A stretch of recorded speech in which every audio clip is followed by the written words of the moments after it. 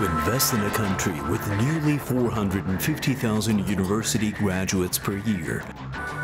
Please push the button for more power to your global business. Invest in Turkey.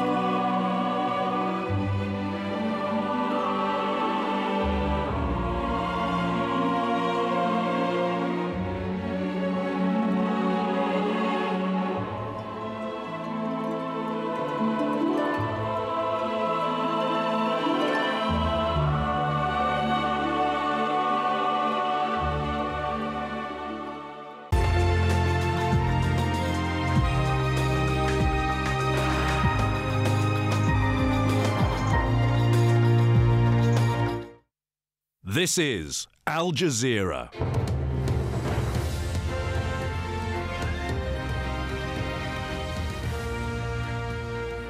At 10:00 hours GMT, this is the News Hour on Al Jazeera. I'm Kamal Santamaria, live from our Doha headquarters and from Cairo. These are the latest developments out of Egypt. Vice President Omar Suleiman has appeared on state television announcing constitutional amendments.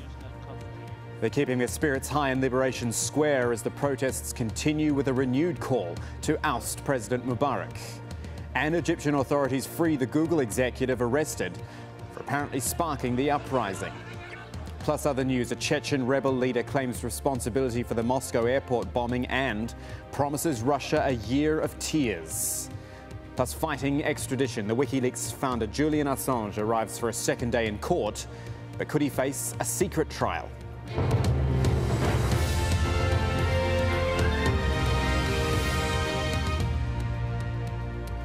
So Cairo is preparing itself for another day of mass protests, and the movement, which found its feet some 2 weeks ago, now appears to be settling in for the long haul. Here are our live pictures over Liberation Square. It's a different picture than we've seen perhaps in days gone by. The tent city almost set up in barricades as well, as it turns into almost a mass sit-in, still demanding that President Mubarak step down. That is the #1 demand, and they want him gone now rather than later in the year. It's not until that happens that protesters say they will end these rallies. Around them, though, Egypt is in part starting to return to normal, but still images are emerging of the unrest and chaos which brought the protesters to Liberation Square in the first place. Alan Fisher has more on that and other developments. This gives an idea of the chaos that has gripped Egypt for several days. In the city of Fayoum, around 80 kilometres from Cairo, prisoners in a police holding centre are freed. Among them, criminals given long sentences and men waiting for trial. With their blankets and bags, they simply walk past the police. The decision to free them taken by senior officers who had no way of getting them to where they needed to be, because angry crowds attacked the police station, destroying all cars and vans. In Cairo itself, the city is gearing up for a new day of protest against President Hosni Mubarak. Thousands of people that come here every day, despite the rain, the cold, the violence that we've had a couple of days with the thugs, and even with the negative media propaganda. It's not keeping people at home. People are coming to see it for themselves, and when they see the truth for themselves, they keep on coming every day. As life begins to get back to normal in most parts of the Egyptian capital, there was a concern among protesters momentum was being lost. But one of the leading figures in the demonstrations says people are still committed to changing the face of Egypt. Solidarity is so high, and everybody's trying to help us. So we've managed to counter all of their attempts to make sitting in Tahrir a miserable act. In fact, it's a very glorious moment. The position of the US is becoming increasingly clear. Egypt has to negotiate a path, and I think we're making progress. So this isn't about instant change, but managed change, with President Mubarak remaining in charge for now. If President Mubarak stepped down today, under the existing constitution, as I understand it, there would have to be an election within 60 days. A question that would pose is whether Egypt today is prepared to have a competitive, open election. The calls from the square on Tuesday will be long and loud, but unlikely to be listened to by the man currently in charge. Alan Fisher, Al Jazeera. Let's get a live update now from Hoda Abdelhamid, who is overlooking Tahrir Square in Cairo. Hoda, we'll talk politics in a moment. First of all, set the scene for me there today on what looks like more of the same, more mass protests. They are calling for more mass protests, and actually about 5 minutes ago there was a woman speaker. I can't figure out who she was, but she was calling on all the factory workers of Egypt to also call for a general strike effective immediately. It's not clear if her voice will be heard in those factories, but certainly from Tahrir Square, Liberation Square, still an effort to make their voice louder and to try to reach as many people as they can outside of the square in the wider Egypt.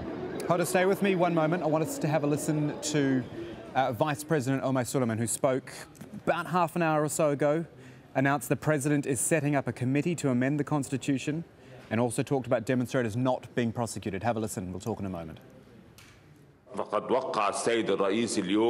Today, the President signed a presidential decree for the formation of the Constitutional Committee to carry out necessary amendments to the Constitution and the parallel legislative amendments. He also instructed the Prime Minister to form the steering committee to follow up with the precise implementation of the agreements reached by the parties to the national dialogue, and a third fact-finding committee on the incidents and clashes of Wednesday last, and to refer the outcomes to the Chief Prosecutor to take necessary actions.